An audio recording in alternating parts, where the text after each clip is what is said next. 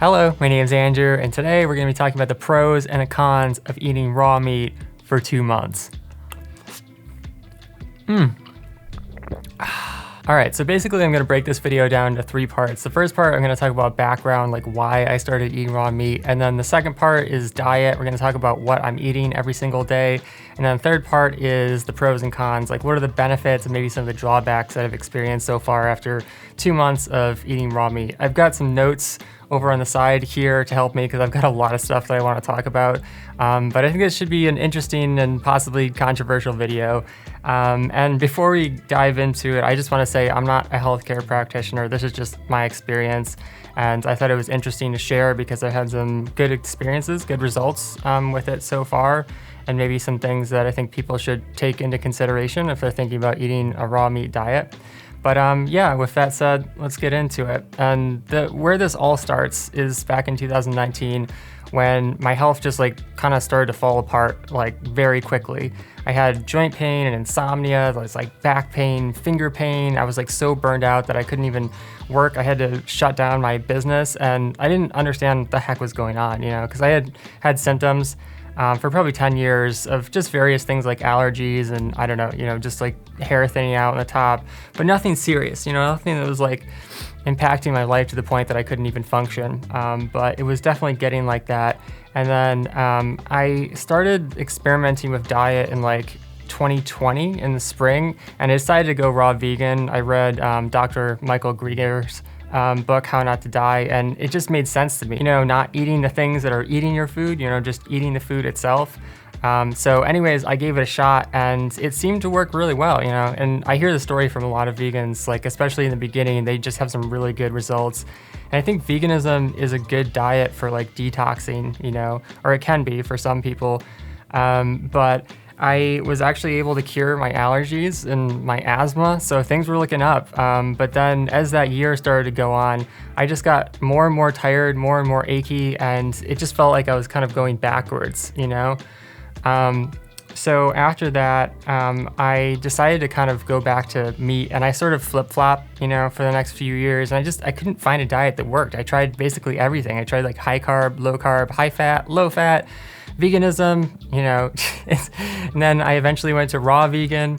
I tried paleo and all of these things, and nothing worked. I didn't feel any better. I might get this temporary spike, but then I would just go back to being depressed and exhausted and having insomnia and all these symptoms that are making it really difficult for me to function as a human being, So the ultimate goal for me was to get to elimination diet. This is what everyone recommends for especially autoimmune type problems. It's just simplify your diet to the smallest amount of foods so that you can see A/B tests what is affecting you. But the problem is that I couldn't ever get to a small number of foods. It was if I took too many things away, I felt like I wasn't getting enough nutrition, especially with vegan foods. With vegan, I had to eat a ton of different foods to feel like I was satisfied, And then when I tried doing an elimination diet with meat heavy, with ground beef and salmon, it was just, I would get acid reflux. I would just feel sick and horrible, and it wasn't working for me, So I kind of gave up on this idea, even though I had seen a lot of people seem to have success with going on a full carnivore diet. It just wasn't possible for me. But then on October 17th, 2024, I did the craziest thing that I've ever done dietarily speaking, and I took a bite of raw meat. Basically what happened is that my dad had given me some venison and it was ground. I was just about to cook it up, it was sitting there on the plate and I was looking at it. And it just kind of had this nice color to it. When you cook meat, it sort of just turns brownish and gray, and it looks, not particularly appetizing unless you do some interesting things to it, I don't know, sear and, put herbs and whatever on top of it. But I thought, what if I just take a bite? What will happen? And so I just took a spoonful and yeah, I just ate it. And nothing happened. Although I will say that I was because of all this conditioning from years and years and years of people telling me that if you eat raw meat, you're gonna get sick, I was scared, I felt I was listening to the meat like moving into my body with like every fiber in my being and just wondering like, am I gonna end up in the hospital, you know? But that didn't happen. I woke up the next day and it was like fine, you know, it didn't affect me at all. But it was only a spoonful, you know, so there probably wasn't any likelihood that I was gonna get sick, even if it was contaminated with something, because my gut flora is, you know, it's pretty strong from eating, you know, whole foods and vegan and that kind of thing for years now. So over the next few days and the next couple weeks, I just started gradually eating more and more raw meat. I basically started out with doing raw ground beef from the grocery store, but I did not feel good about that because a lot of the beef is like factory farmed, and even if you get it organic free range, I don't really know what's going on there. They don't tell you where it's coming from. So anyways, I decided to find a super high quality source. So I researched and researched and researched. And what I came up with was Northstar Bison. They're actually the provider for Epic Foods. They make all of the really high quality jerky and stuff like that. But they had a documentary on how they harvest the animals, how they treat them during the course of their life, and they never put them on a truck, you know, going to a slaughterhouse. They just kill them straight in the field with a rifle. And it seemed to me to be the most ethical, compassionate way. Like if you are going to eat meat, right?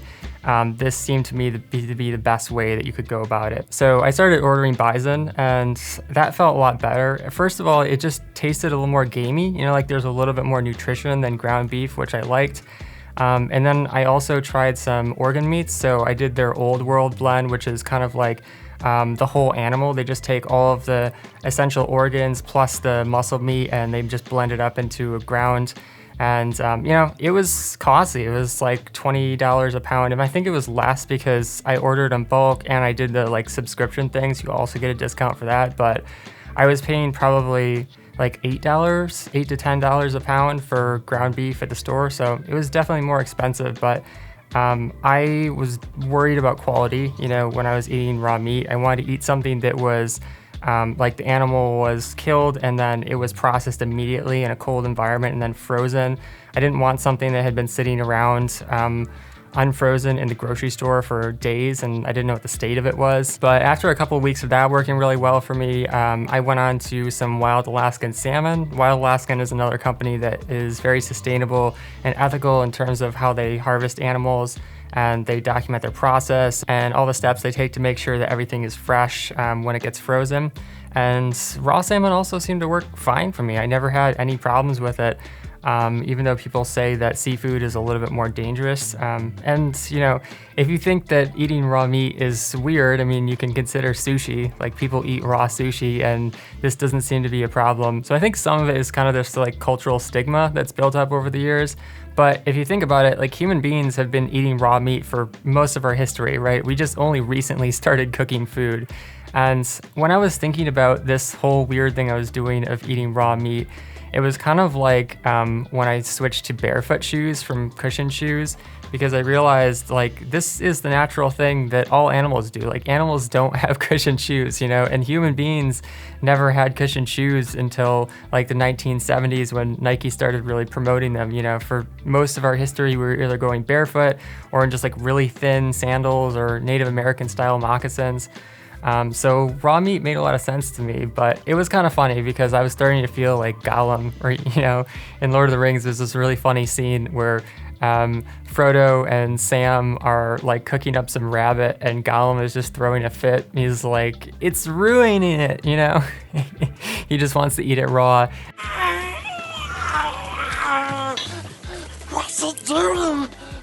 Stupid fat hobbit.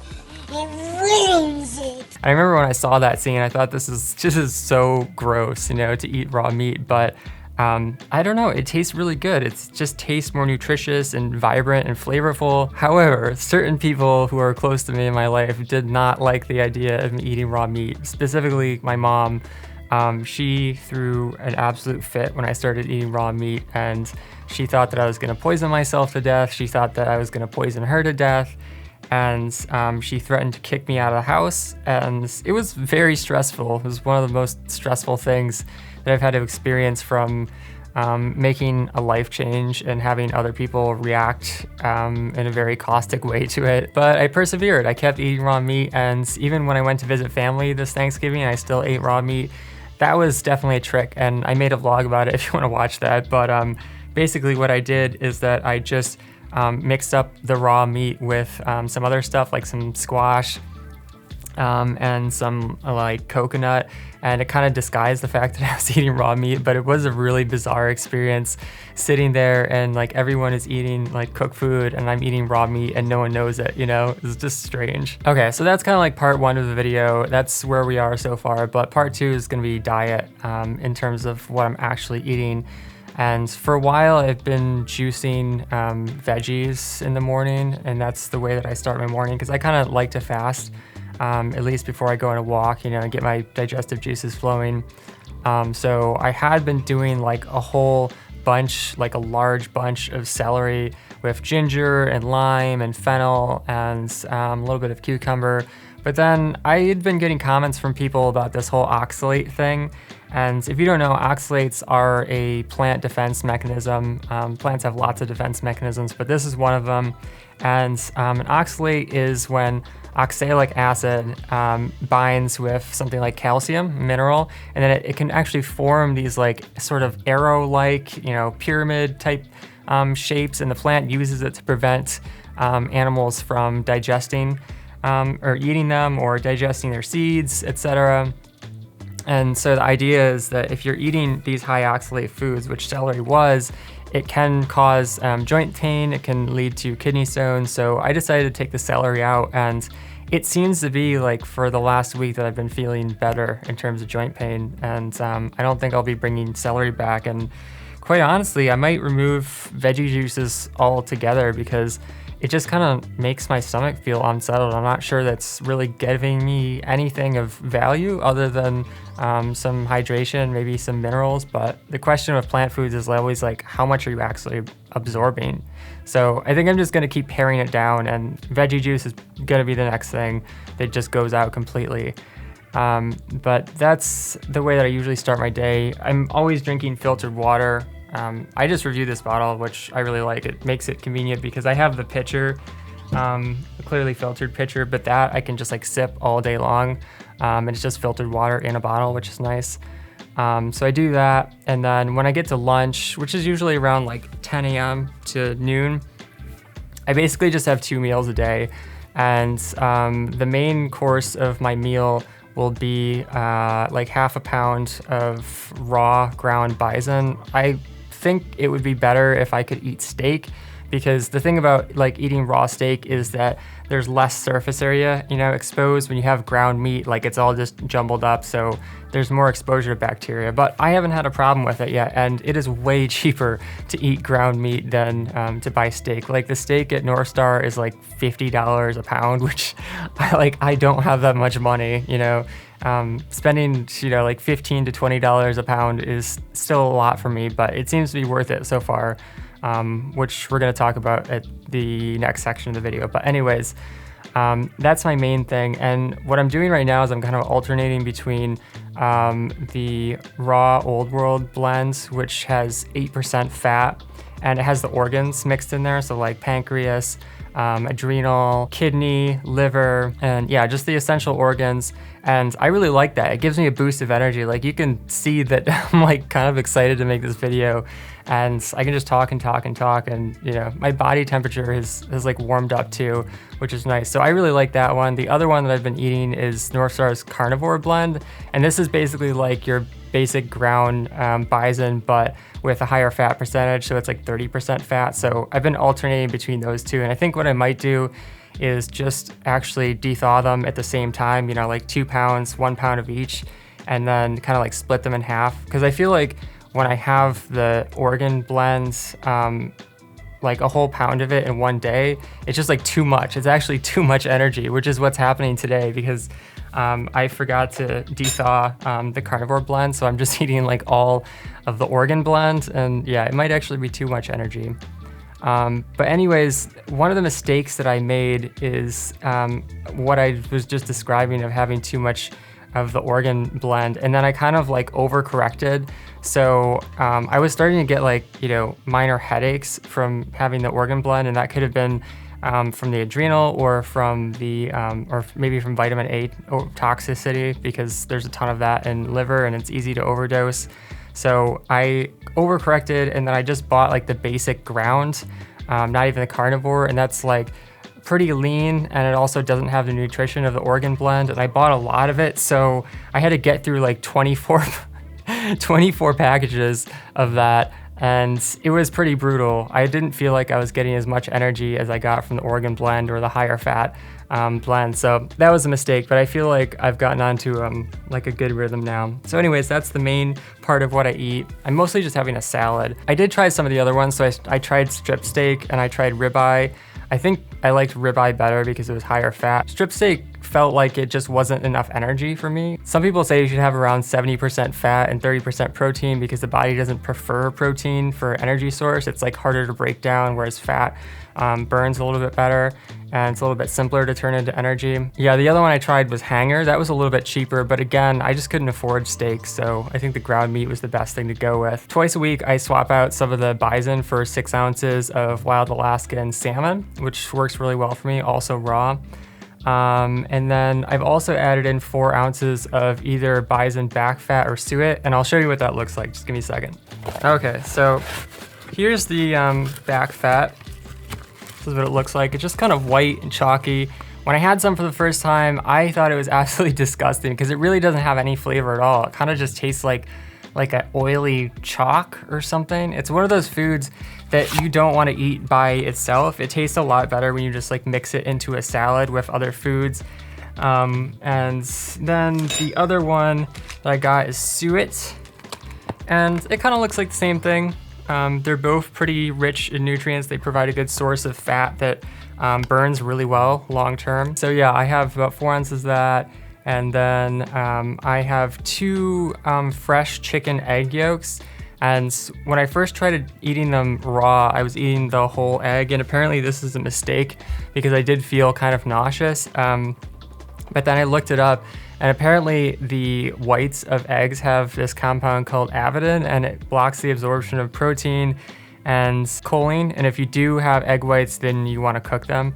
But I tried cooking them and I just didn't really like them. There's really no nutrition in egg whites other than protein, so I've just been chucking it out. I just take the egg yolk out, put it in with my raw meat that I just warm up on very low heat on the stove. And it's nice. It creates sort of like a sauce, like a rich, creamy sauce that makes a salad with raw meat taste really good. Let's see. I've also been having half an avocado. That seems to be fine for me, and it seems like a good source of fat. I have half a pear or half an apple just for a little bit of, tanginess. I also have 1/8 lemon juice, again for, some tanginess and enzymes. And then I have a tablespoon of sauerkraut, which also helps with digestion, especially for me. I've always loved sauerkraut, and I'm a big fan of looking at what foods you liked as a kid, because oftentimes I think that's a signifier of what foods work really well for you. I've also been adding a tablespoon of raw honey. And raw honey has some really good enzymes, whereas cooked honey is just like pure sugar and it doesn't have any enzymes at all. And this is kind of going back to one of the reasons that I started eating raw food, is that when you cook food, you really destroy all of the beneficial bacteria. But I also put in a pinch of sea salt, and then afterwards I'll have like a slice of watermelon, maybe some blueberries or raspberries. Not too much fruit, but just a little bit for the enzymes. And then, like I said, filtered water all day long. For dinner, I'll basically have the same exact thing. So honestly, it's like the simplest diet ever. And my food prep routine essentially is that I just de-thaw 2 pounds of meat every day, the old world blend with the organs, and then the raw carnivore with the higher fat percentage. I just put them in the refrigerator the night before, and then they're mostly thawed by lunchtime the next day, but I'll just cut the packages into fourths and take a fourth of each, and then I'll chop it up into thin slices. I'll put it on the stove and just keep flipping it on very low heat, so it doesn't cook it, and that just warms it up the rest of the way, and then I just put it in my salad. So that's what I'm eating in a day right now. It's not the most exciting diet, but it seems to be working for me. And now we're gonna talk about the results, the pros and cons so far after 2 months. I would say it's too early to decide whether this is gonna be a good diet for me long-term or for anyone. But this was about the point with raw veganism where things started to go wrong. So I feel like in the next month or two, we're really going to find out whether this is a diet that Andrew is going to stick with or whether it'll just be another vegetable police ADHD diet switch that, doesn't stick. But anyways, in terms of the pros, something I really love about raw meat is that I get 0 acid reflux. This is something that I hear people complain about all the time, friends and family, like from eating cooked meat, is that they get terrible acid reflux, especially if they overeat. But like, I have overeaten raw meat, I get 0 acid reflux. And one of the reasons for this is that raw meat is a little bit closer to alkaline. It's still acidic, but it's not nearly acidic as cooked meat. And like I said, it also comes packed with its own enzymes and beneficial bacteria, which can replenish your gut flora, unlike cooked meat, which has nothing. And then some people also claim that raw meat is more nutritious because, again, you're not destroying a lot of those nutrients. Like, for example, vitamin C. Vitamin C is really hard to get on a carnivore diet, but you can actually get a good amount of it on a raw diet because it's not destroyed by cooking on high heat. And then overall, I feel like when I've gotten it dialed in right, I've made a lot of mistakes. Like I said, I spent almost a month eating just like the plain blend with no organs and a low fat percentage. And I feel like that was just terrible for me. But like now you can see that I've got some exuberance, I'm not depressed. I am staying focused on making a long video. I even wrote up some notes today, which I've been too lazy to do recently. I've just been kind of like winging it. But it's been good. I feel like I've been focused and just kind of the energy is more steady. I don't feel any sugar craving, any caffeine craving when I get it right, when I have the old world blend and the higher fat carnivore blends with the back fat or suet mixed in. It's like my energy just burns steady all day long. My body temperature is a little bit better as well, which is something I've been struggling with. I've gained 5 pounds, so I went from 130 pounds to 135 now, and I haven't worked out or done anything different other than just going on a walk and run every single day, which is what I always do. I also have no gut pain, which is nice. I had a ton of gut pain on the raw vegan diet. Although I will say that I think it's important for you to have really strong gut health in order to eat raw, and also fasting really helps with raw food, because I found that for example, if I have insomnia and I wake up in the middle of the night and I kind of I can't get back to sleep, but I want some food to give me some energy. If I try eating raw, then, it can result in some nausea because I don't have enough strength, to digest the food. In terms of cons, the biggest one is honestly just people's reaction to it. It's kind of going full barefoot was, but even worse because people are just horrified when they find out that I eat raw meat. Some people have been kind of amused by it, but most people are thinking that I'm gonna go to the hospital or something. But it's been 2 months and I'm fine. I haven't gotten sick once. So it seems that as long as you source from a place that is ethical and sustainable and practicing good safety measures in terms of freezing the meat right away after it's processed, it's not a problem. Like I mentioned, organ meats are really nutritious, but they're also easy to overdose on, especially things like vitamin A, which can lead to toxicity. So when you first try organ meats, you probably want to just do a lower dose and see how it works for you, and do that consistently and then slowly build up. Another con is that I don't really know what the proper fat to protein ratio is. I still feel like I'm figuring that out in terms of what provides me the best amount of energy. I don't think it's 70%. I think that's too high for me. I seem to actually work pretty well with protein, so maybe it's something 50-50, but I'll keep playing around with that and I'll let you guys know where I end up. But yeah, the last con, and it's not really a con, but just something that's a struggle right now, is I have so many different stressors going on in my life, which you know about if you've watched any of my vlogs recently. But that's just made it hard to discern whether this diet is, really improving things or not, because if you have stresses of family and friends and work and the world in general, all of that stuff is constantly weighing on you, and there's no diet that's gonna make that stuff go away. You still have to deal with it. But the longer I'm on it, I feel like the better sense I'll get of whether it's something that I actually feel like I want to start recommending to people and, something that's improving my life, but we'll see. And in terms of resources, I have gotten a number of comments about this guy named Aajonus Vonderplanitz. I'm completely butchering his name. It's Aajonus Vonderplanitz. Aajonus Vonderplanitz. I'm probably saying it completely wrong, so I'm so sorry. But I have read both of his books. The one that was more recipes is the one that I really liked. He also has one that's kind of like a memoir, and yeah, I wasn't super wild about that one. It got a bit, I don't know, rambly or something. But yeah, I'm also gonna include my food list down below if you wanna check out any of the things I'm eating on a daily basis, which includes wild Alaskan and Northstar Bison mainly for most of my food, and then the rest of the stuff I just get from the grocery store. But yeah, that's my journey so far eating raw meat. And if you have any questions about diet, nutrition, natural healing, raw meat, that sort of thing, let me know in the comments. And thanks for watching. Catch you next time. Peace.